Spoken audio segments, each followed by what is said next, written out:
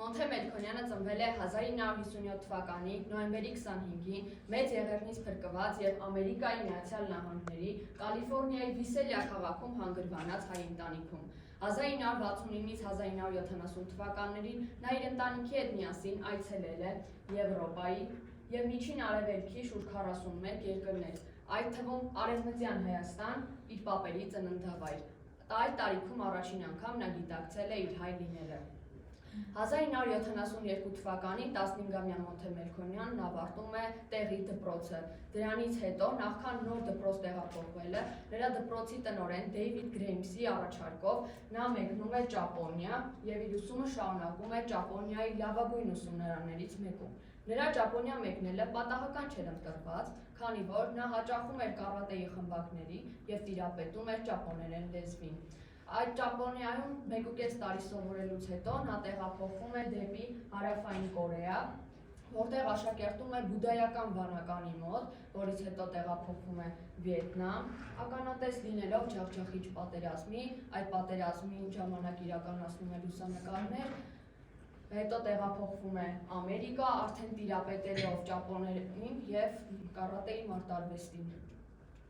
20 տարեկանում Մոնթե Մելքոնյանը ընդունվում է Կալիֆոռնիա Բերկլիի համալսարան։ Լայն ունակություններ ունենալու շնորհիվ 4 տարվա դասընթացն ավարտում է կրկնակի տիտղոսով։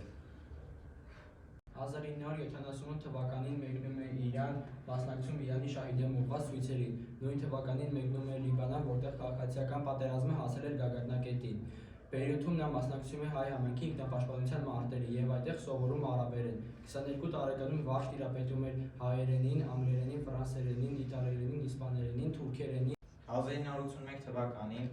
Ֆրանսիայի Օրլին օդանավակայանում Մոնթեն ձերբակալվեց կեղծ անձնագիր եւ ատրճանակ կրելու մեղադրանքով։ Դատարանը որոշում կայացրեց Մոնթեին ազատազրկել 4 ամսվա ազատազրկման, իսկ ավելի ուշ վտարել Ֆրանսիայից։ Մոնթեն դատարանում հայտարարեց, բոլոր հայերը կեղծ անձնագրեր են կրում, ֆրանսիական, ամերիկական, դրանք կլինեն կեղծ այնքան ժամանակ, քանի դեռ դրանք հայկական չեն։ Մոնթեի ռազմական գիտելիքները մեծ վերելք ապրեց ՀՀԿԲ-ում անցկացրած տարիների շնորհիվ, իսկ ավելի ուշ Մոնթեն ընտրվեց ՀՀԿԲ-ի ռազմական կայանի գլխավոր մարզողներից մեկը։ Մոնթեն 1983 թվականին ընկերների հետ վտարվեց Ասալայից այլ գործելավոճ ունենալու եւ խորը տարաձայնություններ ունենալու պատճառով։ Մոնթեն 1985 թվականի երկրորդ անգամ ձերբակալվեց Ֆրանսիայում։ Մոնթեն ստեղծեց հայրենասերների ջոկատը, նա 7 ամիս աշխատեց Երևանի գիտությունների ակադեմիայում գրելով եւ հրատարակելով Հայաստանն ու հարևանները գիրքը։ Նույն թվականին նա մեկնում է Արցախ եւ ստանում Աղոմ ականունը։ 1992 թվականին նա դառնում է Մարտունու շրջանի պատերազմական գոտու հրամանատարը։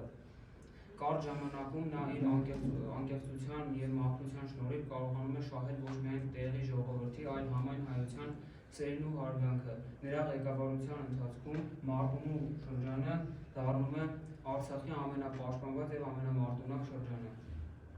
1993 թվականին նրա ղեկավարությամբ ազատագրվեց նաև Քարվաճառը։ Մոնթե Մելքոնյանը մասնակցել է Հայաստանի, Իջևանի, Լեռնային Ղարաբաղի Հանրապետությունում Շահումյան, Մարտակերտ շրջանների ազատագրական եւ ինքնապաշտպանական մարտերի